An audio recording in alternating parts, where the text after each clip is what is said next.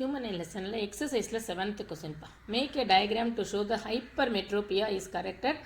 The near point of hypermetropia is 1 meter. What is the power of lens required அப்படின்னு கேட்டிருக்காங்க.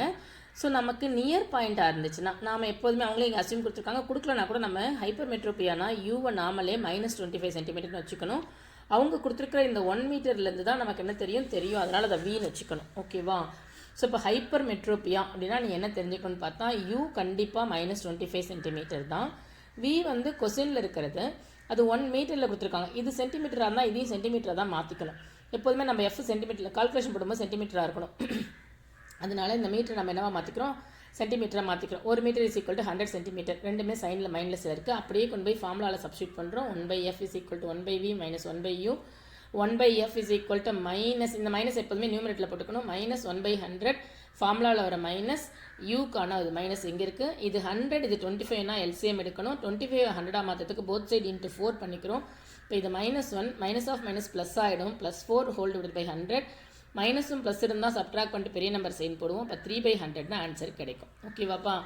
f is equal to அப்போ 1/f is equal 3/100னா f is equal to இது ரெசிப்ரோக்கல்னா இதுவும் reciprocal 100/3 centimetre. Centimetre once again மீட்டராக மாற்றுறதுக்கு divide by 100 போடணும். மேலே ஃப்ராக்ஷனாக இருக்கிறதால கீழேயும் ஃப்ராக்ஷனாக போட்டுக்கலாம். இது 100/3னா இது 100/1. மேலே ஒரு ஃப்ராக்ஷன் கீழே ஒரு ஃப்ராக்ஷன் இருக்குது. மேலே இருக்கிற ஃப்ராக்ஷன் அப்படியே போட்டுக்கணும். கீழே இருக்கிற ஃப்ராக்ஷனை ரெசிப்ரோக்கல் பண்ணி போட்டால் நமக்கு 1/3 மீட்டர்னு கிடைச்சிடும். ஓகேவா? இப்போ f is equal to 1/3 metre.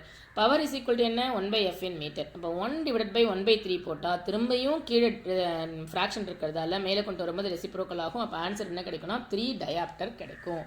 இப்போ நம்ம என்ன தெரிஞ்சுக்கணும், மயோப்பியாவாக இருந்தால் யூ எப்போதுமே -25 வச்சுக்கணும். கொசினில் இருக்கிறத நம்ம வியாக வச்சுக்கணும். ரெண்டு சைனுமே நெகட்டிவ் தான். எல்லா இந்த கரெக்டட் ஐ சம் எல்லாத்துலேயுமே யூவும் வியும் மைனஸில் தான் இருக்கும். ஏன்னா லென்ஸுக்கு இன் ஃப்ரண்ட்டில் தான் நமக்கு என்னவா இருக்கும் அப்படின்னு பார்த்தா யூவும் வியுமே இருக்கும். அதனால் ஆல்வேஸ் லென்ஸ் இந்த சாப்டரில் லென்ஸ் கண்டுபிடிக்கிற இந்த ஐ ப்ராப்ளமாக கரெக்ட் பண்ணுற சாப்டரில் வந்து நமக்கு ரெண்டுமே மைனஸில் தான் இருக்கும். ஓகே, யூவும் வியும் மைனஸில் தான் வச்சுக்கணும். இந்த ஃபார்முலா மட்டும்தான், லென்ஸ் ஃபார்முலா மட்டும்தான். மயோப்பியாவாக இருந்தால் யூவை இன்ஃபினிட்னு வச்சுக்கணும். கொஸ்டினில் இருக்கிற அந்த பாயிண்ட்டை வந்து வீன்னு வச்சுக்கணும். ஹைப்பர் மெட்ரோப்பியாவாக இருந்தால் யூவை -25 வச்சுக்கணும். கொஸ்டினில் இருக்கிறத வீன்னு வச்சுக்கணும். இவ்வளோதான்ப்பா. இது கொஞ்சம் நல்லா தெளிவாக ஞாபகம் வச்சுக்கணும். ஓகேவா?